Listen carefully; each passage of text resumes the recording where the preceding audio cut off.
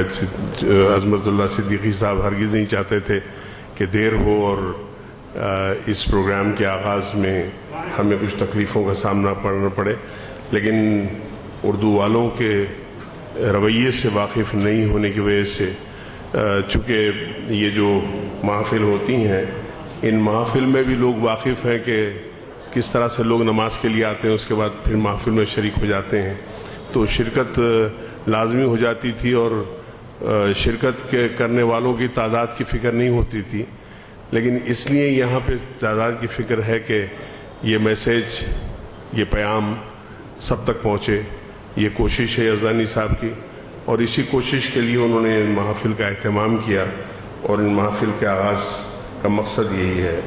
سب سے پہلے تو میں آج کی محفل کے صدر عالی جناب پروفیسر محسن عثمانی صاحب ندوی صاحب سے درخواست کرتا ہوں کہ وہ شہنشین میں تشریف لائیں، اور عظمت اللہ صدیقی صاحب سے درخواست ہے کہ وہ ان سے ریسیو کریں۔ ساتھ ہی میری درخواست ہے ہمارے مہمان خصوصی پروفیسر اشرف رفیع صاحبہ سے کہ وہ شہنشین میں تشریف لائیں۔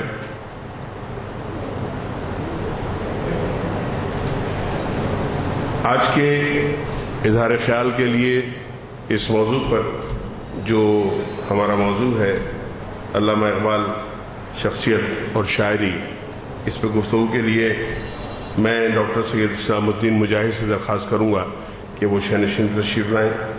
ساتھ ہی میری درخواست ہے جناب ایاز الحق شیخ سے کہ وہ تشریف لائیں شہنشین پر، اور جناب مجتبیٰ فاروق احمد صاحب سے میری درخواست ہے کہ وہ شہنشین میں تشریف لائیں۔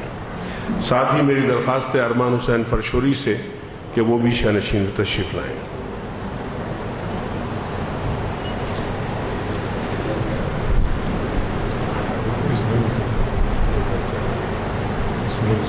اور آخر میں ہماری محفل کے روح رواں اور اس محفل کی جان عالی جناب غلام یزدانی صاحب ایڈوکیٹ سے درخواست کرتا ہوں جو صدر استقبالیہ ہیں کہ وہ شہنشین میں تشریف لائیں۔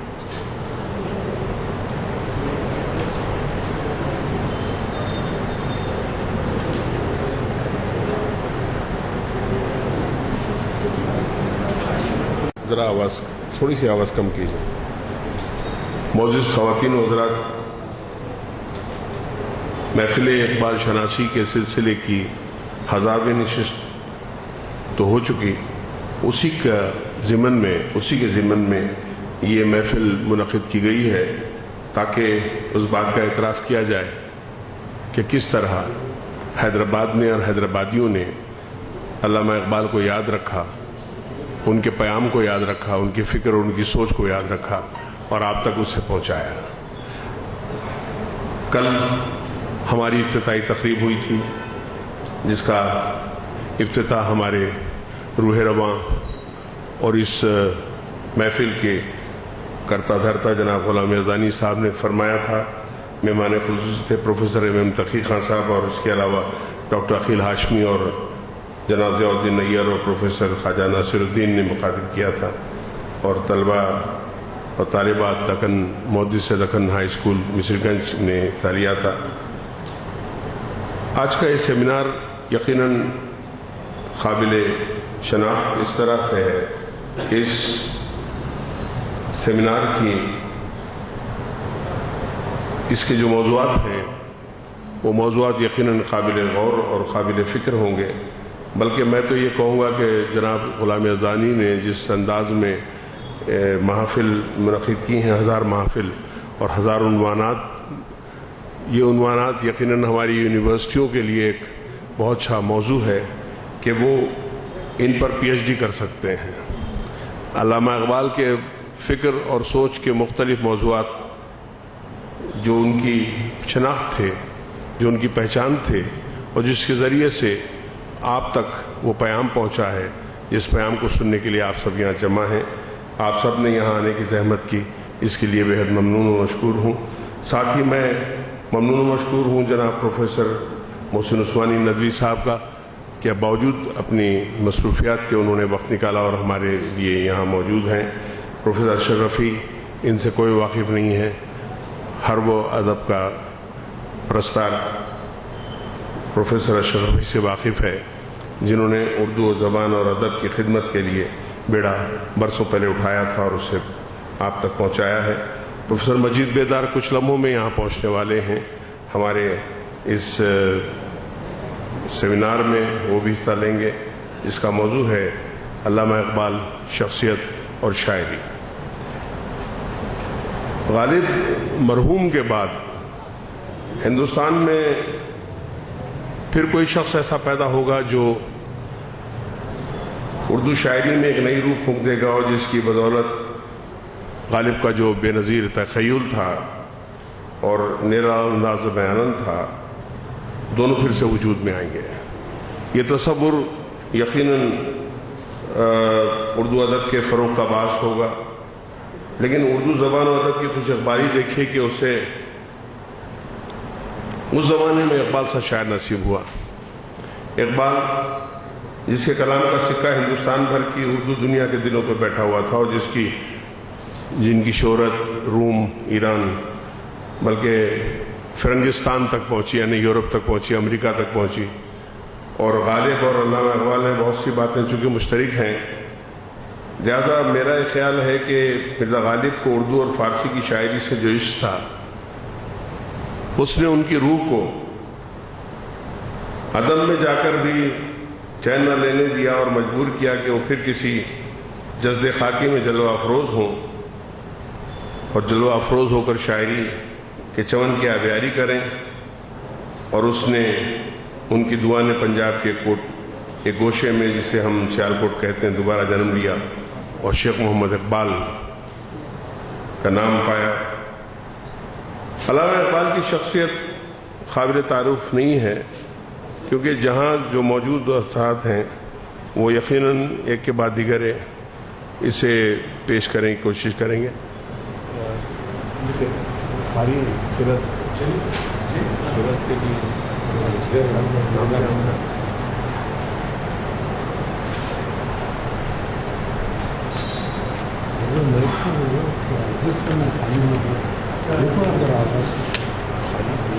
रहा हूँ, मैं दरख्वास्त करूँगा हाफिज़ व क़ारी मोहम्मद बरकतुल्लाह साहब से कि वो तशरीफ़ लाएँ और क़िराअत कलाम पाक से आज की इस महफ़िल इक़बाल शनासी का आगाज़ फरमाएँ। हाफिज़ व क़ारी मोहम्मद बरकतुल्लाह साहब।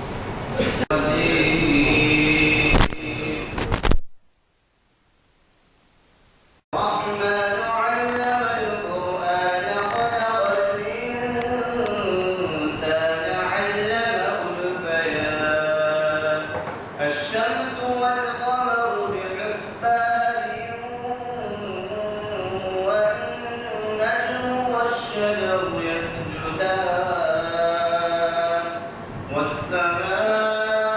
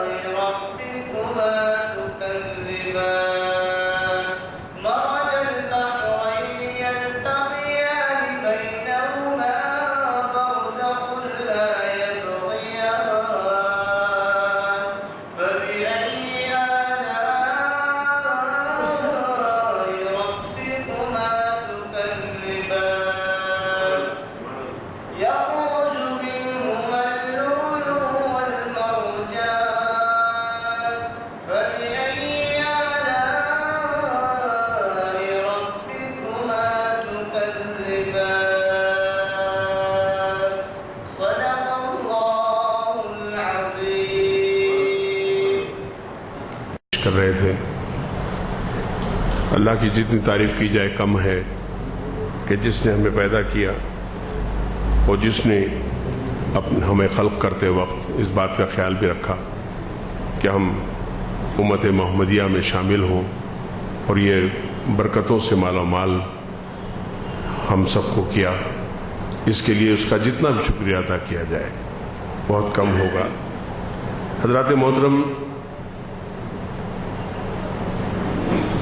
اللہ تعالیٰ کے شکر کرنے میں سب سے زیادہ میں نے ہمیشہ حصہ لیا ہے، کیونکہ مجھے خوشی اس بات کی ہے کہ میرے تمام بچوں کو اردو آتی ہے، اردو پڑھتے ہیں اور اردو کے پورے اخبارات میرے گھر میں آتے ہیں، جس کی مجھے خوشی ہے اور یہ سعادت مجھے حاصل رہی ہے.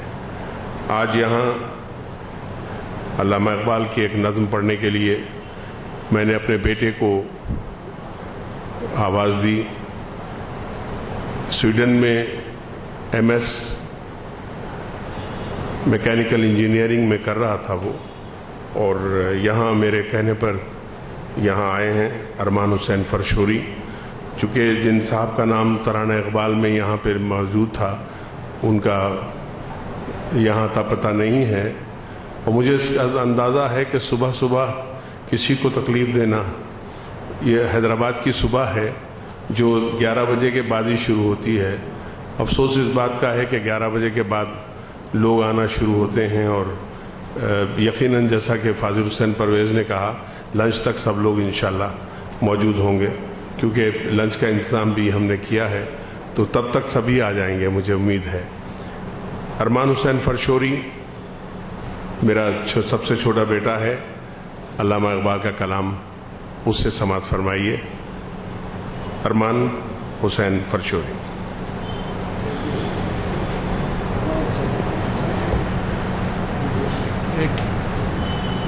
میں جناب جسٹس اسماعیل صاحب سے گزارش کرتا ہوں کہ وہ اسٹیج پہ آئیں.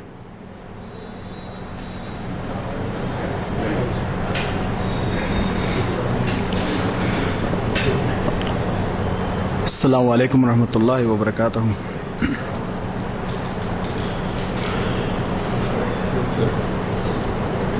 یہ کلام خودی کا سر نہا لا الہ الا اللہ.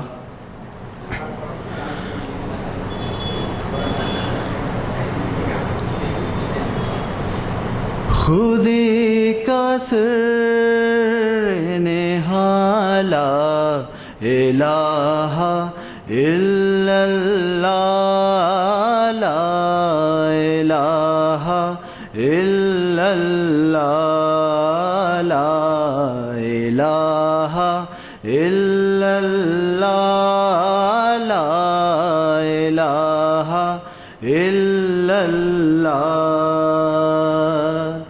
خودی ہے تیغ فساں، لا الہ الا اللہ، لا الہ الا اللہ، لا الہ الا اللہ، لا الہ الا اللہ. یہ دور اپنے براہیم کی تلاش میں ہے، یہ دور اپنے براہیم کی تلاش میں ہے. صنم کدا ہے جہاں، لا الہ الا اللہ، لا الہ الا اللہ، لا الہ الا اللہ، لا الہ الا اللہ. یہ مال و دولت دنیا، یہ رشتہ پیوند یہ مال و دولت دنیا یہ رشتہ و پیوند یہ مال و دولت دنیا یہ رشتہ و پیوند بتان وہم و گما لا الہ الا اللہ لا الہ الا اللہ لا الہ الا اللہ لا الہ الا اللہ کیا ہے تو نے متاع غرور کا سودا کیا ہے تو نے متاع غرور کا سودا کیا ہے تو نے متاع غرور کا سودا فریب سود و زیاں لا الہ الا اللہ لا الہ الا اللہ لا الہ الا اللہ لا الہ الا اللہ یہ نغمہ فصل گل و لالا کا نہیں پابند یہ نغمہ فصل گل و لالا کا نہیں پابند یہ نغمہ فصل گل و لالا کا نہیں پابند بہار ہو کہ خزاں لا الہ الا اللہ لا الہ الا اللہ لا الہ الا اللہ لا الہ الا اللہ اگرچہ بت ہے جماعت کی آستینوں میں اگرچہ بت ہیں جماعت کی آستینوں میں مجھے ہے حکم ازاں لا الہ الا اللہ لا الہ الا اللہ لا الہ الا اللہ لا الہ الا اللہ بہت شکریہ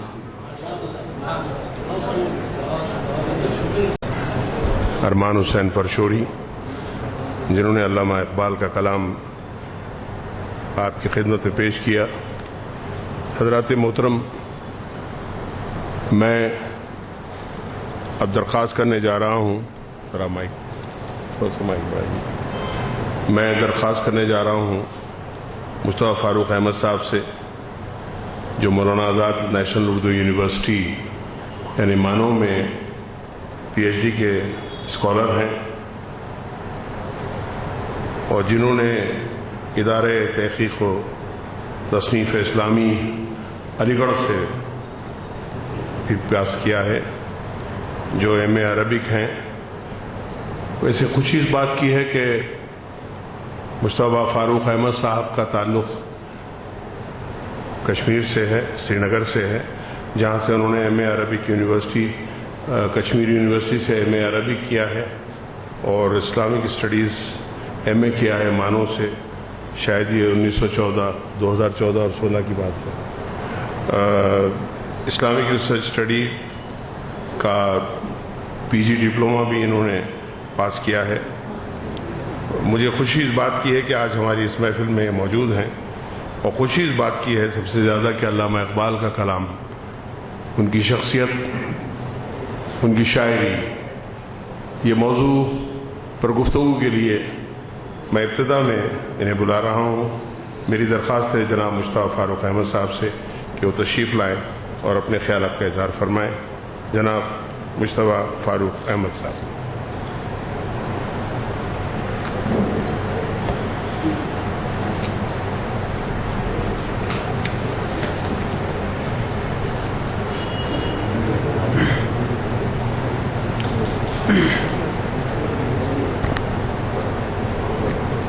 ان الحمد للہ رب العالمین والصلاۃ والسلام علی رسول الامین اما بعد. صدر محفل استاذ مکرم پروفیسر محسن عثمانی ندوی صاحب اور مہمانان گرامی اور سامعین کرام، السلام علیکم ورحمۃ اللہ. مجھ سے کہا گیا کہ یہاں پہ ایک مقالہ پیش کرنا ہے اور موضوع بھی دیا گیا ہے کہ فکری اسلامی کے تعلق سے علامہ اقبال کا کردار. تو میں اسی موضوع پر یہاں پہ آپ کے سامنے مقالہ پیش کرنا چاہوں گا.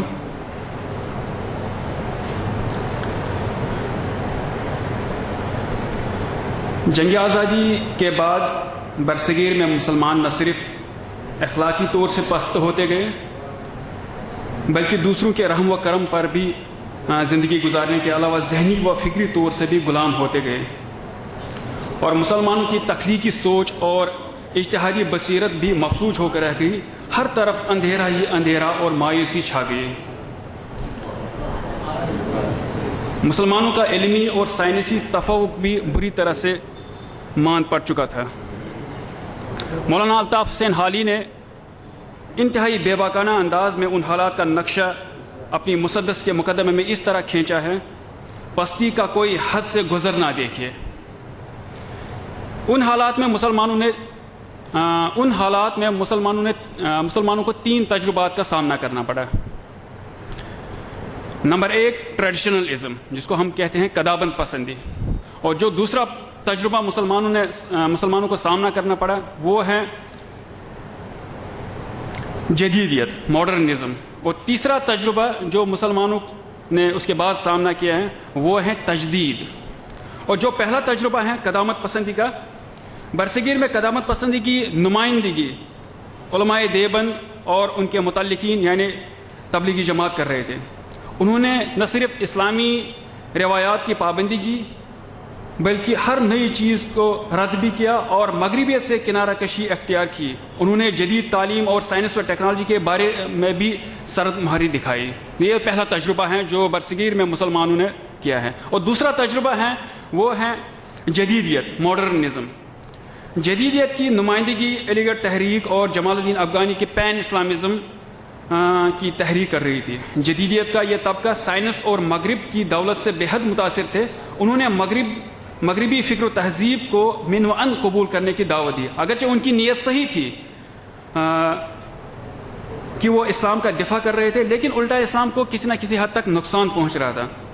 مسلم جدیدیت پسند مفکرین مغرب کی غلامی پر رضامند تھے اور مغربی فکر و فلسفہ، میٹافزکس یا ویسٹرن ایپسٹمولوجی اور سائنس اور ٹیکنالوجی کے بارے میں کوئی واضح موقف ان کے پاس نہیں تھا. سر سید احمد خان نے مغربی ایپسٹمولوجی کو من و ان مشہور ہو کر قبول کر لیا اور یہی سے ان کی تحریک یعنی تحریکی اصلاحی مذہب اپنے اصل جوہر سے محروم ہو گئی. اور جو تیسرا تجربہ ہے جو برصغیر میں مسلمانوں نے کیا ہے اور کر رہے ہیں وہ تجربہ ہے تجدید کا تجربہ. یہ طبقہ پہلے دونوں طبقوں سے مختلف ہے اور ان دونوں کے بین ہیں. اس کو ہم متوازن طبقہ بھی کہہ سکتے ہیں. علامہ اقبال اور مولانا مودودی اسی زمرے میں آتے ہیں اور اس طبقے کے وہ روحی روا بھی ہیں. ان دونوں صاحبان نے برصغیر میں مسلمانوں کو اپنے افکار سے بے حد متاثر کیا اور دونوں نے اسلام کی جو تشریح کی ہیں وہ انتہائی مدلل اور متوازن ہیں. میں آپ کے سامنے یہاں پہ جس شخصیت کے بارے میں اظہار خیال کرنا چاہوں گا جو تجدید کے زمرے میں آتے ہیں اور جنہوں نے برصغیر میں اپنے افکار سے مسلمانوں کو بے حد متاثر کیا ہے، وہ ہے علامہ اقبال۔ برصغیر میں تاریخی اعتبار سے 18ویں صدی میں شاہ ولی اللہ نے اپنی مختلف تصانیف کے ذریعے سے فکری اسلامی کے تعلق سے بہت اہم کام کیا ہے۔ شاہ صاحب کے بعد سر سید احمد خان نے بھی اور دوسرے اصحاب نے بھی کسی نہ کسی حد تک اس کام کو آگے بڑھایا، لیکن فکری اسلامی کا موضوع اس وقت عروج پر پہنچ گیا جب علامہ اقبال کے مشہور خطبات یعنی دی ریکنسٹرکشن آف ریلیجس تھاٹ شائع ہوئے۔ لیکن یہ اہم بات ہے کہ برصغیر میں شاہ ولی اللہ کی تحریک نے نئی فکر پیدا کی اور مسلمانوں کو ماضی کی کوتاہیوں کا احساس دلایا۔ اگرچہ شاہ صاحب کی تحریک نہ ہوتی تو علامہ اقبال کے لیے وہ پس منظر نہ بنتا اور نئی فکر کے وہ امکانات ہمارے سامنے نہ آتے جو آئے۔ علامہ اقبال ان ممتاز مفکرین و مصلحین میں سے ہیں جنہوں نے 20ویں صدی میں مشرق و مغرب کو اپنے فکر و خیالات سے ہلا کے رکھ دیا۔ وہ صرف انقلابی و فکری شاعر نہ تھے جیسا کہ چند روشن خیال دانشوران ان کے متعلق کہتے ہیں، بلکہ وہ تو ایک ایسے جدید اسلامی اسکالر اور مجتہد تھے جنہیں سارے علوم و نظریات پر اچھی نگاہ اور درک حاصل تھا۔ فقہی مسائل سے لے کر سیاسی مسائل تک ان کی نگاہ اور اسکالرشپ بہت وسیع تھی۔ انہوں نے مغربی علوم، قرآن، حدیث، فقہ، تاریخ کا براہ راست مطالعہ کر کے اپنی فکری جہت کو وسعت دی۔ اس کے علاوہ انہوں نے مشرق و مغرب دونوں کا زبردست فکری و تحلیلی تجزیہ کیا۔ علامہ اقبال نے عصری مسائل، جدید فلسفہ حیات، سائنسی رجحانات کو اچھی طرح سے بانٹ کر عصری مسائل اور نظریات کو مدلل اور معقول جوابات پہنچائے۔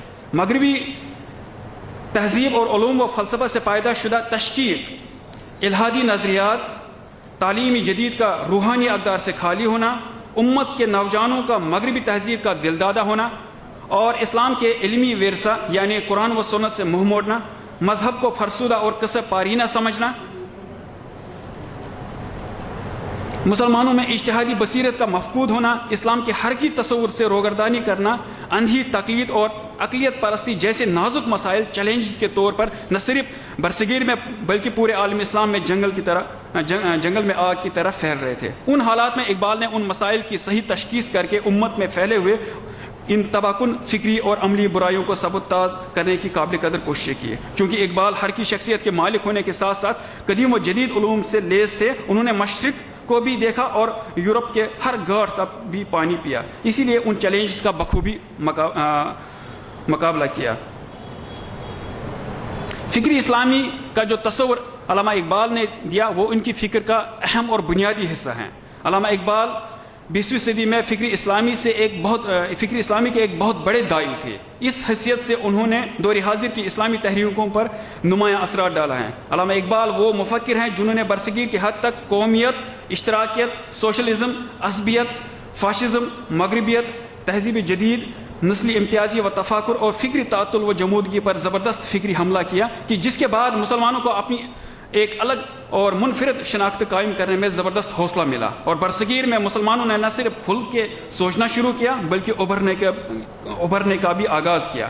اس سے احیاء اسلام کو بھی تقویت ملی اور تحریکات اسلامی نے اپنا سفر آگے بڑھانا شروع کیا۔ ان تحریکات نے اقبال کی فکر کو جذب کیا اور اپنے افکار کو جلا بخشا۔ اس سے اسلام کی نشأت ثانیہ کا مفہوم بھی واضح ہو گیا بلکہ کام کرنے کی نئی راہیں بھی متعین ہوئے۔ اس تعلق سے علامہ اقبال نے کلیدی رول ادا کیا ہے۔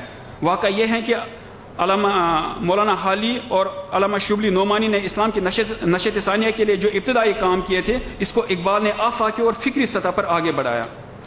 فکری اقبال میں تجدیدیت کا پہلو غالب ہیں جس کے معنی باریک ادوار کے بعد بار بار طلوع سحر کا ہونا اور خزاں کے عمل کے بعد موسم کا گل ہونا ہے۔ وہ اسلام کی قوت احیا یعنی ریوائیونگ فورس کی وجہ سے ناسازگار ترین حالات میں بھی پر امید رہا ہے۔ اقبال تاریخ میں ملت اسلامیہ کے لیے نیا جنم لینے یعنی ریبرتھ کی وجہ سے یعنی ریبرتھ کا قائل ہے اور فخر کے ساتھ کہتا ہے کہ بار بار نئے مقاصد ہمارے سامنے ابھرتے ہیں اور ہم زمانے میں آگے بڑھتے ہوئے بار بار مرتے ہیں۔ وہ اسلام کو ملت ساز اور قوم گر یعنی پیپل بلڈنگ فورس کا عنوان دیتا ہے۔ اقبال کے یہاں اسلام کا تصور حیات جامد یعنی اسٹیگننٹ نہیں بلکہ متحرک ہیں۔ اسلام کی اس وصف کو اقبال نے نمایاں طور پر واضح کیا۔ ان کا اصل کارنامہ یہ ہے کہ انہوں نے اسلام کے نظام حیات اور اس کی بنیادی اقدار کو ان کی اصل شکل میں پیش کیا۔ اقبال نے روایتی انداز فکر، سطحی سوچ اور جذباتی رجحان کو بھی تبدیل کیا، امت کو فکری بلندی اور سوچنے سمجھنے کا ایک تخلیقی زاویہ عطا کیا، نیز مسلمانوں کے زوال کے حقیقی اسباب کو بھی جائزہ لیا، اور صرف جائزہ ہی نہیں بلکہ زوال سے باہر نکلنے کا راستہ بھی بتایا۔ اس طرح کا تجدیدی کام کرنا عام مفکر کے بس میں نہیں ہے، یہ کام وہی کر سکتا ہے جو اجتہادی بصیرت رکھتا ہو۔ اس لحاظ سے اقبال 20ویں صدی کے بہت بڑے مجتہد تھے، اور ان کی فکر نے برصغیر کو غیر معمولی طور پر متاثر کیا۔ ان کی فکر میں بلا شبہ زندہ رہنے کی صلاحیت ہے۔ احیاء اسلام اور فکر اسلامی کی تشکیل جدید کے تعلق سے ان کا کلام اور ان کی تحریریں ایک طویل عرصے تک زندہ و جاوید رہیں گی۔ اقبال کے نزدیک اسلام محض اعتقادات کا مجموعہ نہیں بلکہ وہ ایک معاشرتی ضابطہ ہے۔ اسلام نے رنگ کے ہر فیصلے کا حل پیش کیا، یہ انسانی ذہن کو ایک خاص رخ پر موڑ دینا چاہتا ہے، یہ در حقیقت بنی انسان کی روحانی مساوات اور یکجہتی کا علمبردار ہے۔ اسلام ایک ڈوگمیٹک مذہب نہیں ہے۔ اقبال اس بات پر بار بار زور دیتے ہیں کہ اسلام ایک ڈوگمیٹک مذہب نہیں ہے، اس کا منتہی مقصد یہ ہے کہ نوع انسانی ایک گھرانہ اور ایک خاندان بن جائے۔ اقبال کہتے ہیں کہ اسلام نے اس مقصد کے حصول کے لیے ایک عملی اسکیم پیش کر دی، کم از کم دنیا اسلام رنگ و نسل اور قومیت کے امتیازات کو بالکل مٹا دے۔ اقبال کا کہنا ہے کہ اسلام ہی وہ مذہب ہے جس نے نوع انسانیت کو جینا سکھایا اور اس کے لیے مقصد طے کیا، اور یہی وہ طریقے زندگی ہیں جس نے واضح طور پر خالق کی حقیقی بندگی کی راہ بتائی۔ اسلام نے انسان کی مذہبی زندگی کو ابہام اور اخفاء اور اسرار سے باہر نکالا اور دنیا میں فرنٹ لائن پر زندگی کی ہماگیر تصور پیش کیا، جس نے قلب و ذہن کا مربوط انداز سے تربیت کر کے منظم کیا۔ میں نے اپنے اس مقالے میں کئی چیزوں کو اجاگر کیا ہے جس کو میں یہاں چھوڑ رہا ہوں کیونکہ طوال کی وجہ سے اور وقت کی کمی کی وجہ سے۔ میں ایک اہم چیز کو یہاں آپ کی توجہ دلانا چاہوں گا، وہ ہے دین و سیاست میں جدائی۔ جیسے کہ انہوں نے کئی چیزوں کو اجاگر کیا ہے جس میں مغربی فکری تہذیب کا جو تنقیدی جائزہ انہوں نے لیا وہ بھی ان کی فکر کا ایک اہم حصہ ہے۔ اس کے بعد انہوں نے جس چیز کو انہوں نے موضوع بنایا وہ ہے وطن اور قوم پرستی پر قارب ضرب لگائی، یہ بھی ان کی فکر کا ایک اہم حصہ ہے۔ اس کے علاوہ مرعوبانہ ذہنیت پر بھی انہوں نے وار کیا ہے۔ اس کے علاوہ ملی وحدت پر بھی انہوں نے زور دیا، لیکن جس چیز کو میں یہاں آپ کے سامنے آپ کا توجہ دلانا چاہوں گا وہ ہے دین و سیاست میں جدائی، یا دین و دنیا کی جو تقسیم ہوئی ہے، یا علم جدید یا علم قدیم میں جو تقسیم ہوئی ہے۔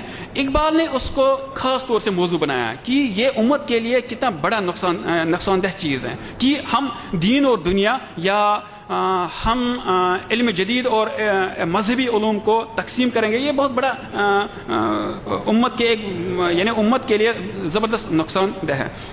اقبال دین کو اکائی کی حیثیت سے مدلل انداز میں پیش کرتے ہیں، وہ اس کے درمیان تفریق کے بالکل خلاف ہیں۔ وہ سیاست اور اسلام کو ایک اکائی کی حیثیت سے پیش کرتے ہیں اور دونوں کو ایک دوسرے سے جدائی چنگیزیت سے تعبیر کرتے ہیں۔ سیاسی نظام کا پہلو دین اسلام کے تابناک اجزاء میں سے ایک نمایاں جز ہیں، اس جز کو کسی بھی صورت میں نظر انداز نہیں کیا جا سکتا۔ اقبال نے سیاسی نظام کے رہنما اصول بھی پیش کیے اور قانون سازی کے لیے وہ قرآن، حدیث، قیاس اور اجماع کو بنیادی ماخذ کے طور پر گردانتے ہیں۔ اس میں انہوں نے قدیم علماء کی روش کو برقرار رکھا ہے۔ انہوں نے کہا کہ اسلام ایک ناقابل تقسیم حقیقت ہے جس سے دنیاوی اور اخروی خانوں میں بانٹا نہیں جا سکتا۔ یہ بہت اہم بات ہے جو اقبال نے جس پہ بہت زبردست کام کیا ہے اور امت کو اس کی طرف توجہ دلائی ہے۔ چنانچہ اقبال کے نزدیک اسلام میں روحانی اور مادی دو الگ الگ خطے نہیں ہیں۔ قرآن کی روح سے حقیقت متعلقہ یعنی روحانی ہے اور اس کی زندگی زمانی فعالیت سے عبارت ہیں۔ دین و سیاست کی علیحدگی کا جو فساد ہے، یعنی جو دین اور سیاست میں جو سپریشن ہوئی ہے، وہ 20ویں صدی کے نصف پر عروج پر پہنچ گیا۔ اس میں جن دو شخصوں نے نمایاں رول ادا کیا ان میں مارٹن لوتھر کنگ اور دوسرا جو شخص ہیں وہ ہے لارڈ میکاولے ہیں۔ ان دونوں نے روح اور مادہ اور دین و سیاست کے درمیان تفریق کر ڈالی۔ انہی سے متاثر ہو کر مسلم دانشوروں اور علماء نے تطبع کی راہ اختیار کی اور ان حالات میں اقبال نے بادشاہیت و ملوکیت و جمہوریت اور دین و سیاست کی علیحدگی کے اس فتنے پر کاری ضرب لگائی۔ تو اصل مسئلہ یہ ہے کہ ماضی میں مفکر قائد بھی ہوتے تھے. ماضی میں یا قرن اول میں جو مفکر ہوتے تھے وہ قائد بھی ہوتے تھے, اور قائد مفکر کی حیثیت سے بھی کام انجام دیتا تھا. یعنی مفکر اور قائد یعنی تھاٹ اینڈ ایکشن میں یونٹی تھی. بعد میں اس جامعیت میں کمی آ گئی اور فکر عمل کا اتحاد باقی نہ رہ سکا. فکر عمل کو دو خانوں میں بانٹ دیا گیا, یعنی تھاٹ اینڈ ایکشن. یہ ماضی میں یا قرن اول میں اس میں ان دونوں میں یونٹی تھی. یہ انٹیگریشن کے طور پر ہم آگے بڑھتے تھے, کیونکہ اس دور میں جو مفکر ہوتے تھے وہ قائد بھی ہوتے تھے, اور جو لیڈر ہوتے تھے وہ انٹلیکچوئل پرسن بھی ہوتے تھے. اسی لیے ہمارا جو کردار تھا اس دور میں وہ نمایاں تھا. تو بعد میں جب بلکہ بہت سارے مسلم دانشور یا علماء اس بات کو مسلمانوں کا جو زوال کا اہم فیکٹر قرار دیتے ہیں کہ جب دین و دنیا یا علم جدید یا مذہبی علوم یا قدیم علوم یا جدید علوم کے درمیان جو تقسیم در آئی, یا اس کو ہم اس طرح سے کہہ سکتے ہیں کہ تھاٹ یعنی فکر, اور اس کے بعد جو دوسری چیز ہے ایکشن یعنی عمل, ان دونوں چیزوں کے درمیان جب تفریق پیدا ہوئی تو یہ مسلمانوں کے زوال کا سب سے اہم فیکٹر ہیں. اور یہی سے ہم اس لیے ہر جگہ اسی وجہ سے ہم ہر جگہ پٹ رہے ہیں کہ ہم نے مذہبی علوم کو الگ کر دیا اور جو جدید علوم ہیں اس کو الگ کر دیا. تو اقبال نے سب سے اہم بات یا اہم سلوشن کے طور پر ان کو انٹیگریٹ کرنے کی کوشش کی, اور مسلمانوں کو بار بار اس چیز کی طرف توجہ دلائی کہ ان دونوں کو ساتھ لے کر چلنا ہے. انہوں نے اس بات پر زور بھی دیا ہے کہ مغربی علوم یا جدید علوم یا ماڈرن ایجوکیشن میں جو خرابیاں ہیں ان کو دور کرنے کی ضرورت ہے, اور انہوں نے اس کا بیڑا بھی اٹھایا اور بہت زبردست کام کیا. لیکن مذہبی علوم کے ساتھ ساتھ اس کو انٹیگریٹ کرنے کی بھی بات کی ہے. اس کے نتیجے میں تعلیم دو خانوں میں تقسیم ہوئی. جب تھاٹ اینڈ ایکشن میں علیحدگی ہو گئی, یہ ایک دوسرے سے جدا ہو گئے, تو اس کے نتیجے میں تعلیم بھی دو خانوں میں تقسیم ہو گئی. اور عالمی اسلام میں رائج الوقت مدرسہ کا جو نظام تعلیم ہے وہ امت مسلمہ کو درپیش چیلنجز کے مقابلے کے لیے درکار رول ادا نہیں کر رہا ہے. یہ مذہبی علوم کے بارے میں ان کا تاثر ہے اور اس کو ہم بھی اجاگر کرتے ہیں. جبکہ جو جدید نظام تعلیم ہے وہ ترقی اور آزادی کے نام پر سیکولرزم پر مبنی ہے. نظامی تعلیم کے ان دونوں خانوں کو اسلامی نظریات کے تحت یکجا کرنا ازحد ضروری ہے. تو اقبال نے اس بات پر بار بار زور دیا ہے. سیکولرزم پر مبنی یا جدید تعلیم کو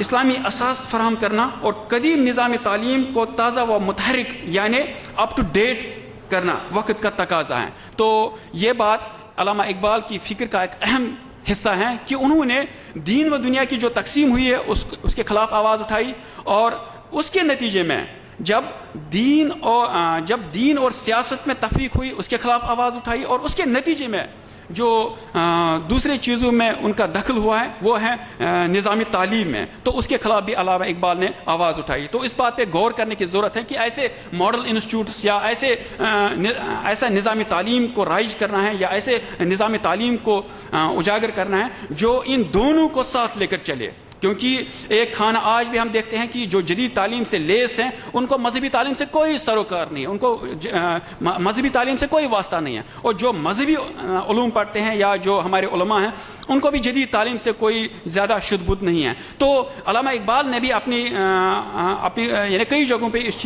چیز کی وضاحت کی ہے, اور اس چیز کو آج بھی ہم محسوس کرتے ہیں کہ اقبال کی فکر کی روشنی میں ان دونوں کا ایک ایسا ایجوکیشن کا ایک ایسا ماڈل تیار کرنا ہے کہ میں نے دیکھا ہے کہ حیدرآباد میں کئی جگہوں پہ کہ اسی ماڈل پہ غور و فکر یا اسی ماڈل پہ لوگ چلنے کی کوشش کر رہے ہیں کہ اس ماڈل کی اب ضرورت بھی ہے. تو میں اپنی گفتگو یہی پہ ختم کرنا چاہوں گا. بہت بہت شکریہ.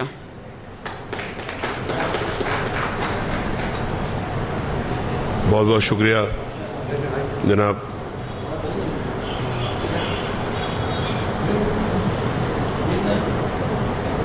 فاروق صاحب بہت بہت شکریہ کہ آپ نے دین اور سیاست کے حسین امتزاج پر علامہ اقبال کے خیالات, ان کے اشعار اور اس شاعری کے نتیجے میں ہونے والے اثرات پر بڑی خود سیر حاصل گفتگو کی, اور خاص طور پر دین اور سیاست کے اثرات تعلیم پر کس طرح سے مروج ہوئے اور ان کے نتیجے میں کس طرح ہم تک تعلیم پہنچی، اس پر آپ نے بہت خوبصورت انداز میں مصطفیٰ فاروق صاحب نے بڑا خوبصورت پیرائے میں بات کی، بہت شکریہ۔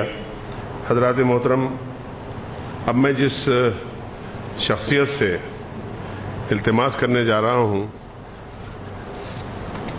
یہ وہ شخصیت ہے کہ جن کا موضوع گفتگو علامہ اقبال اور علی شریعتی ہے۔ علی شریعتی وہ شخصیت کے جس نے ایران میں علامہ اقبال کا ہی رول ادا کیا، جس نے ایران میں ادب اور ادب کے ساتھ سیاست اور تصور موجودہ ایران کا عام کیا، عام لوگوں تک پہنچایا۔ اس علی شریعتی پر گفتگو کے لیے جناب ایاز الشیخ کو ہم نے زحمت دی ہے۔ ایاز الشیخ صاحب ایم ماس کمیونیکیشن جرنلزم انہوں نے کیا ہے، اور ساتھ ہی عربی، اردو، فارسی، انگریزی، ہندی اور مراٹھی زبانوں سے ان کی واقفیت ہے۔ حالانکہ پیشے کے اعتبار سے تاجر ہیں یہ، لیکن مشغلے کے طور پر اردو کی خدمت اور اردو کے ذریعے سے اردو والوں کی خدمت اور حیدرآباد کی خدمت ان کا مخصوص ایریا ہے، اور شخصیت سازی اور خاص طور پر اقبال اکیڈمی سے وابستگی کے بعد جناب ایاز الشیخ نے بہت کچھ کام کیا ہے اور کر رہے ہیں، اور ساتھ ہی ساتھ نائب صدر ہیں یہ اسلامک ہیریٹیج فاؤنڈیشن کے، اور ایڈیٹر ہیں اقبال ریویو حیدرآباد کے۔ اقبال سے جو خاص وابستگی ہے ان کی، اس کے بعد ہم نے ان کو زحمت دی ہے۔ مجھے خوشی ہے اس بات کی کہ اقبالیات کے موضوع پر انہوں نے زائد از 25 سے زیادہ مقالوں پر کام کیا ہے اور بڑی محنت کی ہے۔ مجھے امید ہے کہ آنے والے کل میں یقیناً یہ شخصیت اقبالیات پر ایک ماہر کے طور پر جانی پہچانی جائے گی۔ میں درخواست کر رہا ہوں جناب ایاز الشیخ سے کہ وہ تشریف لائیں اپنے خیال میں۔ لیکن اس سے پہلے جیسا کہ